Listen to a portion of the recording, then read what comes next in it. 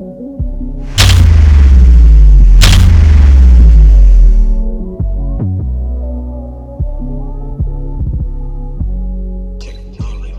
up, everyone? It's Precious Berry back here with No Dust Loud Podcast. Today I have with us Zaria. Okay, Zaria. So we thank you for coming on the show. We Appreciate it. Thank you for having me. What brings you here today?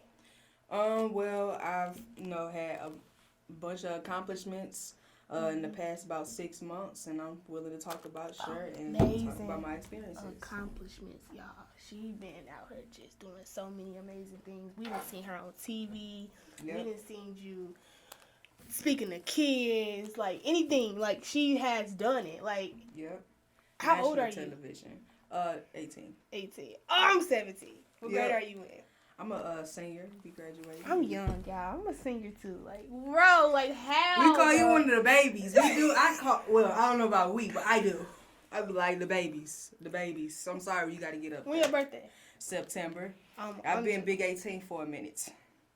Okay. Yeah, 4 minutes. Sorry. Age ain't nothing but a number. You right. So, what school do you go to? I go to CVPA. CVPA. This is our second CVPA student that we had on the show. Like, y'all amazing. Y'all come out with all amazing students, like, from all fine arts and, like, everything. Like, y'all just dope.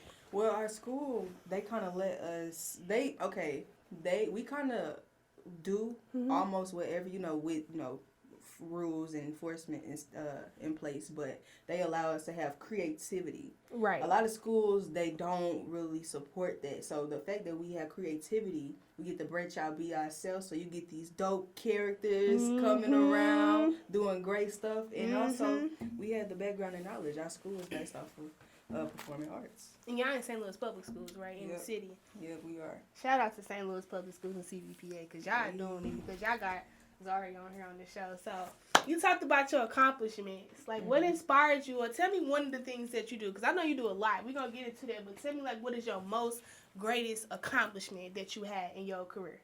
So my most and greatest accomplishment, this is kind of recent. February, I got to sing the national anthem on national television, and I also am the first person to design the Blues Black History Month pregame jersey. What did that mean to you? Because I'm over here just jealous. It means a whole lot. Yes, it does. For one, Black History Month, a black person myself, definitely, and then a black woman in St. Louis means a whole lot. Growing up, I looked for a whole bunch of role models, and I found some, but I feel like there could be more, so I wanted to become one as well. And with that being said, I feel like being a role model and making history at the same time, big stepping stones. I got people in my school who literally look up to me, same grade and under, and I view it as I'm very humble about it, but I view it as I love it. I get to inspire people. And that could be another form of success and accomplishments, because I say, like you said, I call it a triple handicap, being young, black, and female, because those are the three obstacles that you're going to face in the work that we're doing as young people, because our gender, our ethnicity, and our generation, we young. So you got the Blues jersey with us, right? Yes, I do. I want to. We got to show the people, because y'all, I know it's dope. So here we go, y'all. Look at that, bro. And on look the back, at that. It's customized with my name on the back. They put the jealous now. They put the name on the bag, bro. Are you serious? They gave me pick out a number. I picked 97. What 97 means to you? Well, 97. When I was younger, I was always on YouTube trying to find new things to do. What do you want me to put? Let me see it. I want to see it. I want to feel it. I want to say that I touched Zaria's jersey, because this is going to be in the history books. This probably already is in the history books. Yeah, they're going to get put up in a special place when I get home. It's most definitely a trophy. Do you put it in the frame? It's not in the frame. It sits in the cabinet. My mom has a cabinet in the house where all, like, trophies and, I have some acceptance letters, all the successful things we've done in there. That is dope. So like, how do your friends feel about, like, all the work that you're doing? Like, you deal with positive, negative feedback? I deal with a whole lot of positive feedback. You put it back in your bag. You want to? I will, and I would like to also show the hockey puck. I want to talk about this one. So, the hockey puck. This also came with the jersey. When I was designing, I designed a jersey. They put the design of the jersey on the hockey puck. You can actually buy this now in the Blue store. Oh wow! They auctioned off the jersey, so unfortunately you cannot buy those. Those were auctioned off the day that they were actually put on there. So are we supporting you when we buy this too? No, you are not supporting me. That's gonna be the goal, though, right? What do you mean? So when or do you get some of that sharing? I do not. I actually I sold the design, so the design is the Blues design. So they get that. That is theirs. I'm just the designer behind it. They supported you then. yeah. I take that. I'll take that more than money because this goes way far, and I have so much time to make up that money that could have been there if I. That's already an historic piece right there that you can pass on to your future generations and more to come. Yeah, more to come. That's dope. So what other amazing things that you are doing? Well, I'm in the process of rebranding right now. I have been very inactive on my Instagram page where I sell custom bags, custom apparel. I'm rebranding and trying to develop it into something different. So at least about this year or next year, I should have it all figured out. I kind of got in a stuck place, and that was because what I found out, I've been going to this place called Browntrepreneur. I know what that is. Yeah, I went to one of their seminars. I saw one of the flyers. They have like a girl with curly hair or something. Yep. It was like a yellow background. Yep, I went to one of their seminars, and I found out that my business plan is incomplete. So that's why I got stuck. Experience. Yes, that's why I got stuck. So I have to actually rebrand and figure some new things out. What inspired you to create your own brand and doing all the things that you're doing now? Well, a lot of times, during the pandemic, a lot of businesses came out. People got laid off their jobs. There was nothing to do at home. Exactly. So I figured out, I was just, in the basement, and that's why I spend a lot of my time. I sew in the basement, I sing in the basement, I play games in the basement. The basement is like, that's me. It's my second room. But I was in the basement, and I was looking at this video. You were scroll through TikTok during the pandemic. Somebody made a mask. I was like, I could do that. So I took this sheet out of my mom's closet. I ain't ask her. I just started cutting it up. I took this roll of fabric. I tried to design it. Did she cut you out and be like, I know she ain't noticed. That's why she didn't notice. She still don't know. This was her. So her backdrop. Sorry, Mom. But I wanted to see if I could do it. So I took some rubber bands and I made a mask. It was real ugly, real bulky. You couldn't breathe. None of that. And I FaceTimed my aunt. No, you would have passed out if you wore it.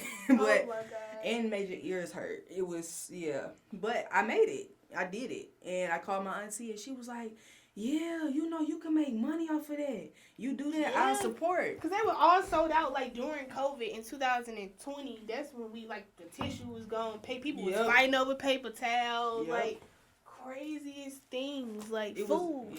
Food. It was scarce. So, and didn't nobody have no other choice but to start making things at home, Going in our closets, looking in our our cabinets, so our cabinets, trying to find, anything just to make something.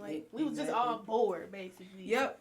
I don't do well with boredom at all. I don't do well. I'm a busybody. I'm very productive. I get anxious. I get angry if there's nothing for me to do because I feel like I'm just wasting time. I feel like it's a good thing and it can also be a bad thing. It's like my blessing and my curse, that the fact that I feel like I need to keep going and doing stuff, it brings me opportunities, but sometimes I have to learn to just calm down. It's okay to just relax. It's okay to do that. But that's, that's something I'm getting real better at. I'm with you. I'm just over here just listening to everything you're saying. I'm with you. I'm that same way. I have like a case of like anxiety and ADHD. Well, Yes. well, I just learned ADHD is hyper. It's called ADD or something. ADD, ADHD, I think they're different. Yeah, so I have ADD to where it's just like I can't stop move. Like I have to do something. ADHD is just with the hyper. I did not know that. Yeah, I just learned that literally last night. Okay, You know? okay. So like having those two, they don't balance at all. Cause it's like you said, I can be stressed out. But then when I sit and settle, as you said, that can be boring. Yeah, And then it's like you got to get back up and keep doing it. And it could be a blessing and a curse at the same time. Because you can tire yourself out, but you can also keep pushing with being motivated and getting accomplishments. Hey, I'm just like that. Like, literally. Yeah. Like, you won't believe how many mentors I tell that to, and they be like, sit down. Yeah, I can't. Like, how you do that? I literally asked him, how do you do that? Nobody has an answer. You can't tell me how. Like, you got steps. Like, how do you calm down? And it is because you're so addicted to being stressed out. Oh, man. And it's like, I ain't gonna lie, I do be stressed out. I'm like, man, I can't do this. Then I get back up and do it again. Then I'm worried. It's I think it's like dopamine in your brain. I think it's a brain thing. Like, you get addicted to success. And what comes with accomplishments, you get that praise. Like, it's a actual chemical in your brain that releases. But in the middle of, rebranding. And on top of that, I'm trying to develop some skills, some stuff. What type of skills? So I draw, I sing, and I those are the main things. I draw, sing, I make the lyrics to my own song too. So I'm a lyrics. You got something you working on? Do I have a song? I have like an EP. Is it out? No, it is not. Dang, it was going to be out. Yeah. It was going to be out, but my producer did not finish. It was weird. I don't know what happened. But I gotta actually go to somewhere else and actually redo it because there's some errors on the track. Dang. There's some background noise. It's not mixed and mastered. So I have to go back and I have to re-record. Yeah, I was gonna give y'all like a little snippet, but she ain't even got it out yet. No, I do not, unfortunately. I can't slide that in and I can't. But at least it gives me more time to be creative with like think about ad-libs, maybe even add some more songs so it'll turn to an EP into an album. But I should be doing it about this month, end of this month or next month. Because we gonna claim it. She gonna get it done soon, lit and very dope. Because I've been actually singing longer than I've been doing any of this. I've been singing and writing lyrics. It's longer than I've been drawing, longer than I've been designing, longer than I've been doing all of this. So those are my two. And the thing is, when you have two things you are dominant in, you could branch out into multiple things. Because I make my own lyrics, I'm a poet. Right. Because I draw, I can design. I can do logos if I wanted to. I could do tattoos if I wanted to. You can make music. If you sing, you can make music. Definitely. So there's a whole, multi-talented, there's a whole lot of things you could do with one talent and branch it off into other things. And I was just thinking, with our generation, what do we need to do better as us being young females to uplift them? Because now, majority of them thinking that the bad is the new good. Yeah. You get what I mean when I say that? I do get with that. I feel like everybody wants to be great. Definitely. Sometimes the definition of greatness can get miscued, really badly, because they get peer pressure into what is good and what is not. So the things that people think is bad, that's not as cool, you a lame, it's actually good. Yeah. And they don't end up finding that out until it's too late and you don't have the time to make up for what you done lost. Right. I think that the whole thing with that is people don't understand, they don't look into themselves. They look at everybody else, but they don't look into themselves. What is my definition of fun? Who do I want to hang around? They don't look at themselves to create an identity for themselves, so they take the identities of others.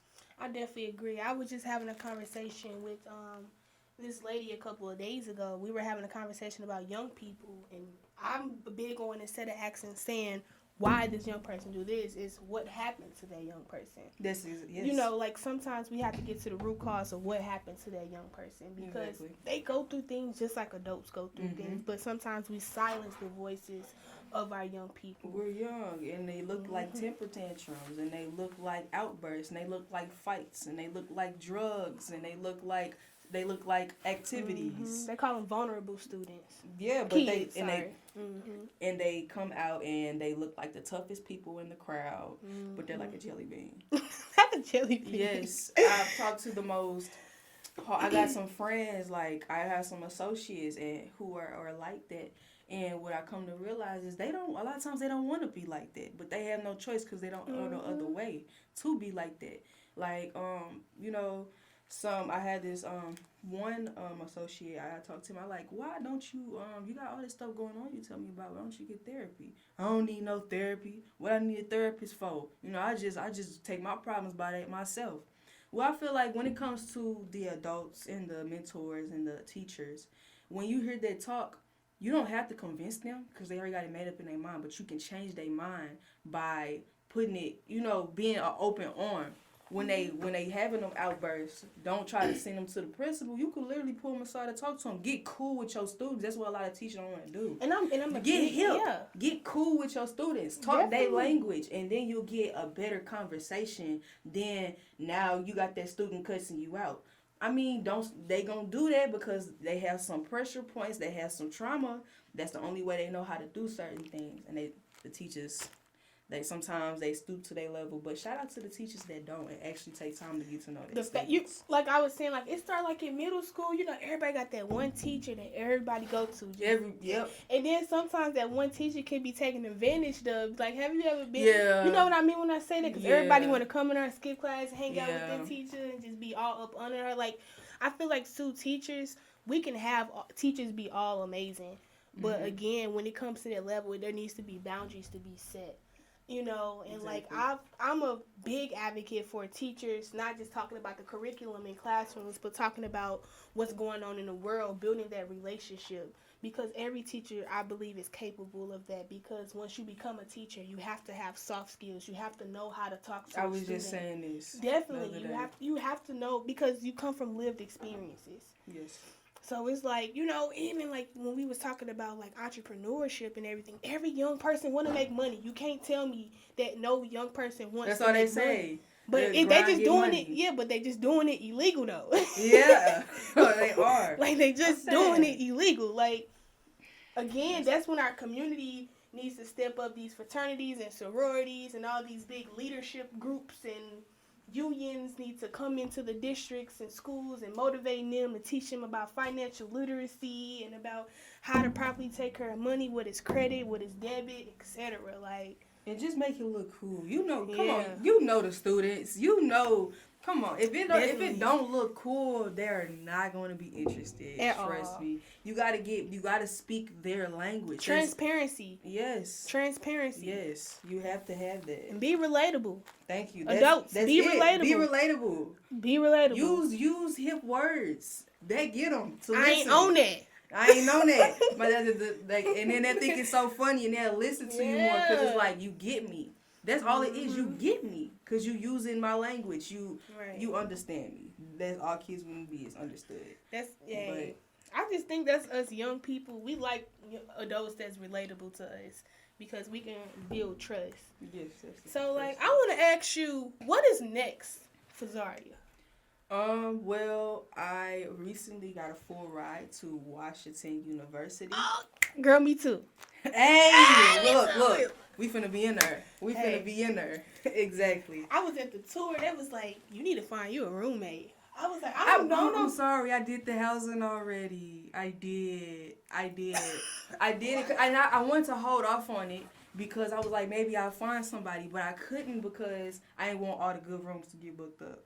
I didn't want to be in a thing with 4 people. And that was doing too much. So what you got, the single or the double? I got the double, but I can get booked for a single. Mm-hmm. They said it's very rare. It is. You gotta put that like on the first of the list. That's why I was asking like with the Pell Grants. I said the Pell Grants. Lord, that's too fast. I mean through like the scholarship that they give us, can we pick out what room do we want? or there's a cost. You know, if you want the Well, single. if we have the same one, anything that Watch you pledge. anything that you are given, Mhm. they will pay for it. Right. But if we get the double modern, and if you got a single, you have to tell your actual financial advisor you got the single so they can increase your financial aid. If you don't, then they won't. Their system won't know to update it, and you end up paying more. Yeah. So you just have Guess to. I get what they give me. Yeah. Cause I ain't coming out of nothing. You won't have to. Just make sure you tell them that what you got. If it's different. But yeah, I have a full ride to watch you. We got a full ride to watch you. I'll be in the Sam Fox school doing fashion and design. Right now, I mean, I'm already doing it, so I feel like she's dope. You are. Thank you. We gonna put some pictures on the screen so y'all can see like some of your, cause you did like pouches. You did crossbody bags. Crossbody bags. That's been what I've been working on for the longest. I did a hoodie. I did some cargo pants, but I've been really doing crossbody bags, and I'm gonna branch off into some other stuff because I want to expand, or I might start, getting more designs with the crossbody bag. Yeah, she But I've dope. been busy. I mean, we thank you for coming on the show because Thank you been killing it, y'all. And Zaria got some dope things coming to St. Louis. It's even better that she kind of staying here because she already making a legacy here. Thank you. I gotta show y'all. Y'all gotta see it one more time because this is like dope. Let's see if we can put it in front of the camera because they probably couldn't see it behind. You should hold this, not me. All right. Let me hold the hockey puck. Yeah. So next we gonna work on the St. Louis soccer, right? I contact them. I need to get back with them. So Yeah. I contact them, and I didn't know how to reach the person I was supposed to reach, and I ended up calling tickets just to call anybody so they can maybe even transfer my call. But they told me they'll get back with me and they would let me know, but they never called me. So I actually have to go back. Did you send me your resume? Everything you do, send somebody your resume. Okay. That's one thing of advice. So Resume? they be like, because they be like, oh, she did this, she got this, she did this, she did this, because you can't say everything in one little email, because they're going to be like, this is too long. Send a little attachment of like a document of your resume, all the things that you have done, so they can easily click on that Google Doc or Microsoft Doc, whatever, and be like, oh, okay, you got your little picture. I got you, sis. I got you. Appreciate it. All right, thank you for coming on the show. You got Thank you for Instagram having me. handles, Facebook handles, Twitter handles, whatever, Snapchat. We want to make sure that we support you. Thank you all for having me. My Instagram is vivid__dreams__. I have my business page at Iconic Mix. Period. Y'all better go follow. Thank you. Peace, y'all.